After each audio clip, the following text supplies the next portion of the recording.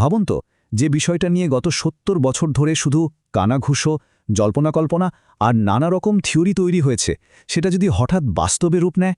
হ্যাঁ, আজ আমরা ঠিক এমন একটা বিষয় নিয়ে কথা বলতে যাচ্ছি। এতদিন যা ছিল নিছকই গুঞ্জন, আজ তা একেবারে দিনের আলোর মতো পরিষ্কার।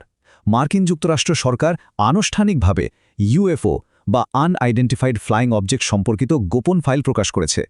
মানে এটা কোনো সায়েন্স ফিকশন সিনেমার প্লট নয়, বরং আক্ষরিক অর্থেই এক ঐতিহাসিক বাস্তবতা। তো চলুন এই যুগান্তকারী উন্মোচনের পেছনের আসল রহস্যটা ধাপে ধাপে বুঝে নেওয়া যাক। আলোচনার শুরুতেই এই চমকপ্রদ কথাটা একটু খেয়াল করুন। সাবেক মার্কিন প্রেসিডেন্ট ডোনাল্ড ট্রাম্প সরাসরি বলছেন, এলিয়েন এবং বহির্জাগতিক জীবনের সাথে সম্পর্কিত ফাইল প্রকাশ করা আমার জন্য সম্মানের। যখন একজন রাষ্ট্রপ্রধান এমন একটা আনুষ্ঠানিক বিবৃতি দেন, তখন একটা বিষয় কিন্তু একেবারে নিশ্চিত হয়ে যায়। আমরা এখানে কোনো মন গড়া গল্প শুনছি না। আমরা এমন কিছু নথির দিকে তাকাচ্ছি যা খোদ সরকার দ্বারা কঠোরভাবে যাচাই করা হয়েছে। এটা প্রমাণ করে যে এই পৃথিবীতে আমরা একাকী না, সেই আলোচনাটা এখন সরাসরি সরকারি নথিপত্রের অংশ হয়ে দাঁড়িয়েছে। ওকে, চলুন এবার সরাসরি মূল বিষয় ঢোকা যাক। পেন্টাগন আনুষ্ঠানিকভাবে তাদের নিজস্ব ওয়েবসাইটে এই তথ্যগুলো রিলিজ করেছে। দশকের পর দশক ধরে সাধারণ মানুষের মনে যে পাহাড়সম প্রশ্ন জমেছিল, এটা যেন তারই কিছু উত্তর দেওয়ার একটা বড় উদ্যোগ। এটা আসলে কোনো সাধারণ ঘটনা নয়, বরং একটা বিশাল কাঠামোগত বা প্যারাডাইম শিফটের ইঙ্গিত। যখন একটি দেশের সর্বোচ্চ প্রতিরক্ষা সদর দপ্তর নিজ থেকে এমন কিছু সামনে নিয়ে আসে, তখন বুঝতে হবে যে তারা ধীরে ধীরে পুরো বিশ্বকে এক নতুন বাস্তবতার জন্য প্রস্তুত করছে। সংখ্যাটা হচ্ছে ১৬২। এই ফার্স্ট ব্যাচে বা প্রথম ধাপে ঠিক এতগুলো নথি প্রকাশ করা হয়েছে। আর এর ভেতরে কি আছে শুনবেন? এর মধ্যে রয়েছে এফবিআইয়ের এতদিন লুকিয়ে রাখা চরম গোপন ফাইল, মহাকাশের নাসার নভোচারীদের করা অডিও রেকর্ডিং আর নানা স্টেট কেবলস। জাস্ট ভাবুন, এতগুলো বছর ধরে এই জিনিসগুলো আমাদের চোখের আড়ালে ছিল। আর হ্যাঁ, এটা কিন্তু ওই সুবিশাল তথ্যভাণ্ডারের একটা ক্ষুদ্র ভগ্নাংশ মাত্র। দশকের পর দশক ধরে ফাইলবন্দি থাকা এই তথ্যগুলো প্রমাণ করে যে এতদিন ধরে পর্দার আড়ালে আসলে কত বড় মাপের কাজ চলছিল। চলুন আরেকটু গভীরে যাই এবং দেখি কিভাবে পুরো বিষয়টা আরও স্পষ্ট হচ্ছে। এখন আমরা নজর দেব সরকারি ফাইলে থাকা সেই সব নির্দিষ্ট ঐতিহাসিক ঘটনার দিকে, যেগুলোর কোনো সাধারণ বা বৈজ্ঞানিক ব্যাখ্যা আজও কেউ দিতে পারেনি। মনে রাখবেন, এই নথিপত্রগুলো কোনো গুজব বা অনুমানের ওপর ভিত্তি করে তৈরি হয়নি, বরং প্রতিটি ঘটনার পেছনে রয়েছে প্রত্যক্ষদর্শীর বয়ান এবং একেবারে সলিড প্রমাণ। এই স্লাইডটা কিন্তু বেশ ইন্টারেস্টিং। একটু খেয়াল করুন ঘটনাগুলো কিভাবে দশকের পর দশক ধরে এগিয়েছে। ১৯৭২ সালে অ্যাপোলো 17-এর মহাকাশচারীরা মহাশূন্যে একটা ত্রিভুজাকার গঠনের বস্তু দেখেছিলেন, যেটার কোনো লজিক্যাল ব্যাখ্যা আজও মেলেনি। এরপর ফাস্ট ফরওয়ার্ড করে যদি সেপ্টেম্বর ২০০৩-এ আসি, ঘটনা আরও চমকপ্রদ। উজ্জ্বল আলোর ভেতর থেকে ১৩০ ফুট লম্বা একটা আস্ত ধাতব বস্তু বেরিয়ে আসে আর চোখের পলকে আবার গায়েব হয়ে যায়। ১৩০ ফুট মানে বুঝতে পারছেন, প্রায় ১৩ তলা একটা বিল্ডিংয়ের সমান। আর এই সব কিছুর ধারাবাহিকতায় ২০২৩ সালে এসে একজন মার্কিন গোয়েন্দা কর্মকর্তা সরাসরি কংগ্রেসে সাক্ষ্য দেন। মহাকাশের অজানা বস্তু থেকে শুরু করে আধুনিক কংগ্রেসনাল হিয়ারিং, পুরো টাইমলাইনটা আসলেই অবাক করার মতো। ২০২৩ সালের ওই কংগ্রেশনাল সাক্ষ্যদানের বিষয়টা আসলে একটা বড় গেম চেঞ্জার, তাই এটা নিয়ে একটু বিস্তারিত জানা দরকার। ডেভিড গ্রাশ নামের ওই মার্কিন ইন্টেলিজেন্স অফিসার সরাসরি মার্কিন কংগ্রেসের সামনে দাঁড়িয়ে এই সাক্ষ্য দিয়েছিলেন। আর সবচেয়ে ক্রিটিক্যাল পয়েন্ট হল, তিনি পুরো কথাটাই বলেছিলেন আইনি শপথ নিয়ে বা আন্ডার ওথ। এর মানে হল, তার কোনো কথা যদি মিথ্যা প্রমাণিত হয়, তবে তাকে সোজা জেলে যেতে হবে। সুতরাং তিনি যে তথ্যগুলো শেয়ার করেছেন, সেটা কোনো কনস্পিরেসি থিওরি নয়, বরং সরকারি রেকর্ডের ভিত্তিতে দেওয়া একেবারে নিরেট ফ্যাক্ট। ওই সাক্ষ্যদানের সময় একটা অত্যন্ত গুরুত্বপূর্ণ শব্দ ব্যবহার করা হয়েছিল, নন হিউম্যান ক্রাফট বা অমানবীয় যান। এর মানে কি? খুব সিম্পল ভাষায় বললে, এমন কিছু মেশিন বা আকাশযান যা মানবজাতির দ্বারা তৈরি হয়নি।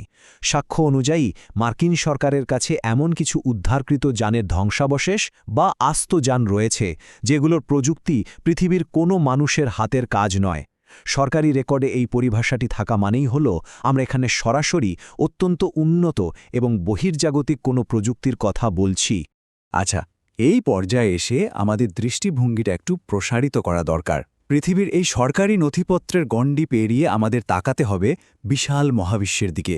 আমরা যখন মহাবিশ্বের এই অকল্পনীয় বিশাল স্কেল নিয়ে চিন্তা করি তখন কিন্তু পৃথিবীতে অন্য গ্রহের প্রাণীদের আসার লজিকটা অনেক বেশি বাস্তবসম্মত মনে হয়। আমরা তো কেবল আমাদের নিজেদের এই ছোট্ট নীল গ্রহটার ভেতরেই আটকে আছি, তাই না? কিন্তু এর বাইরে যে এক অসীম জগৎ রয়েছে সেটা মাথায় না রাখলে এই পুরো বিষয়টা বোঝা আসলে একটু মুশকিল।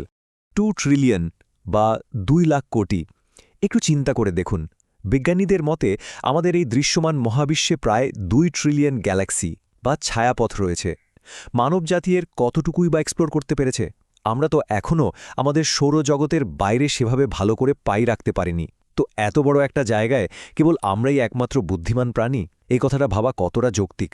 এই 2 ট্রিলিয়ন গ্যালাক্সির বিশালতাই আমাদের মনে করিয়ে দেয় যে মহাবিশ্বের অসীম সম্ভাবনার তুলনায় আমাদের জানা বোঝার পরিধি এখনও কতটা ছোট। তো মহাবিশ্বের এই বিশালতার কথা মাথায় রেখে এবার একটু প্র্যাকটিক্যাল বিষয়ে আসি, সরকারি গোপনীয়তার কৌশল। আপনাদের মনে স্বাভাবিকভাবেই প্রশ্ন আসতে পারে, সরকার কেন এতগুলো বছর ধরে এগুলো লুকিয়ে রেখেছিল, আর এখনই বা কেন শুধু একটা ছোট অংশ প্রকাশ করল? এর পেছনে কিন্তু একেবারে লজিক্যাল একটা স্ট্র্যাটেজি আছে। যে কোনো দেশ বা সরকারই তাদের হাতে থাকা সবচেয়ে পাওয়ারফুল ও সংবেদনশীল তথ্যগুলো গোপন রাখতে চায়। তারা শুধু ততটুকুই পাবলিক করে যতটুকু তারা মনে করে এই মুহূর্তে প্রকাশ করাটা নিরাপদ, আর আসল গেম চেঞ্জিং রহস্যগুলো তারা নিজেদের কাছেই রেখে দেয়। এই বিষয়টা আসলে ইতিহাসের পাতা থেকে খুব চমৎকারভাবে বোঝা যায়। খেয়াল করে দেখুন, পারমাণবিক শক্তি, জিপিএস সিস্টেম কিংবা এই যে আমরা এখন ইন্টারনেট ব্যবহার করছি, এগুলো কি শুরুতেই পাবলিকের জন্য অ্যাভেলেবল ছিল? একদমই না। এগুলো ছিল চরম গোপনীয় সামরিক প্রযুক্তি। কৌশলগত সুবিধার জন্য দশকের পর দশক এগুলো জনসাধারণের কাছ থেকে লুকিয়ে রাখা হয়েছিল। তারপর একটা নির্দিষ্ট সময় পার হওয়ার পর সেগুলো সবার জন্য রিলিজ করা হয়। সোর্স মেটেরিয়াল অনুযায়ী ইউএফও বা এলিয়েন প্রযুক্তির ক্ষেত্রেও সরকার ঠিক একই পুরনো প্লেবুক ব্যবহার করছে। তাহলে এই নতুন প্রকাশিত তথ্যগুলোর আসল ইম্প্যাক্টটা কোথায়? সোর্সগুলো বিশ্লেষণ করলে দেখা যায় এটা শুধু অতীতের রহস্য উন্মোচন করছে না, বরং ভবিষ্যৎ ভূরাজনীতির একটা নতুন চিত্র আমাদের সামনে তুলে ধরছে। এই যে অজানা এবং অত্যন্ত উন্নত প্রযুক্তির কথা আমরা জানলাম, এটা আগামী দিনে বিশ্বের ক্ষমতাধর দেশগুলোর মধ্যে কিভাবে একটা নতুন প্রতিযোগিতার জন্ম দেবে সেটাই এখন দেখার বিষয়। সুতরাং এখানকার সবচেয়ে ক্রুশিয়াল পয়েন্ট হল ভবিষ্যৎ সংঘাতের এই 3টি সম্ভাব্য গতিপথ। প্রথমত, মহাকাশ। পৃথিবীর ভূখণ্ড ইতিমধ্যে দেশগুলোর মধ্যে ভাগবাটোয়ারা হয়ে গেছে, কিন্তু স্পেস বা মহাকাশ এখনও সম্পূর্ণ নিয়ন্ত্রণহীন। তাই মহাকাশের দখল নিয়ে পরাশক্তিগুলোর মধ্যে ভবিষ্যৎ সংঘাতের একটা বড় সম্ভাবনা রয়েছে। দ্বিতীয়ত, মহাসাগর। পৃথিবীর 71% তো জল, যার বেশিরভাগ অংশই এখনও কারো একক নিয়ন্ত্রণে নেই। এই বিশাল এলাকার জন্য দেশগুলোর মধ্যে রেষারেষি শুরু হতে পারে। আর তৃতীয় এবং সবচেয়ে মারাত্মক বিষয়টা হলো ইউএফও প্রযুক্তির আধিপত্যের দৌড়। এই বহির্জাগতিক যানগুলো থেকে পাওয়া অ্যাডভান্স টেকনোলজি যার হাতে থাকবে, ভবিষ্যৎ পৃথিবীতে আসলে তারাই ছড়ি ঘোরাবে। এই আল্টিমেট পাওয়ার বা চরম ক্ষমতার জন্যই এখন পরাশক্তিগুলোর মধ্যে ভেতরে ভেতরে এক তীব্র প্রতিযোগিতা চলছে। আজকের এই আলোচনা শেষ করার আগে আপনাদের সবার ভাবনার জন্য একটা প্রশ্ন রেখে যেতে চাই। একটু চিন্তা করে দেখুন তো, অন্যান্য আর কোন যুগান্তকারী প্রযুক্তি বর্তমানে ওই বন্ধ দরজার পেছনে আটকে আছে? আজ আমরা কেবল ফার্স্ট ব্যাচের কিছু ফাইলের খোঁজ পেয়েছি, কিন্তু একবার ভাবুন, এই মুহূর্তে বিশ্বের পরাশক্তিগুলোর গোপন ল্যাবরেটরিতে এমন আর কি প্রযুক্তি লুকিয়ে রাখা হয়েছে যা হয়তো আমাদের এই চেনা বিশ্বকে রাতারাতি বদলে দিতে পারে। এই সত্যগুলো হয়তো একদিন ঠিকই আমাদের সামনে আসবে, কিন্তু ততদিন পর্যন্ত এই কৌতূহল আর সত্য জানার আগ্রহটা আমাদের বাঁচিয়ে রাখতে হবে।